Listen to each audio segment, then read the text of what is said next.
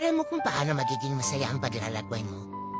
Dapat kontento ka at marunong kang magpasalamat sa lahat ng ibibigay sa iyo sa paglalakbay. Mapapagsubok man yan o kaligayahan, magpasalamat ka. At syempre, sa paglalakbay mo, dapat alam mo kung sino ang isasama mo. Kasi ang dami-daming gustong sumama. Pero ang di ba dyan, gusto lang talagang sumama para makita kang bumagsak at matumba habang ikaw ay naglalakbay. At pipilitin kang hihirain para hindi mo makuha ang gusto mo makamtan. At syempre, dapat sa paglalakbay, kahit anong mangyari, pipiliin mo pa rin maging masaya.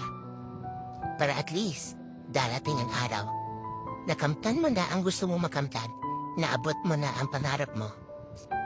Masaya ka at hindi ka magsisisi. Dahil sa proseso pala ng paglalakbay, pinili mo lang na maging masaya.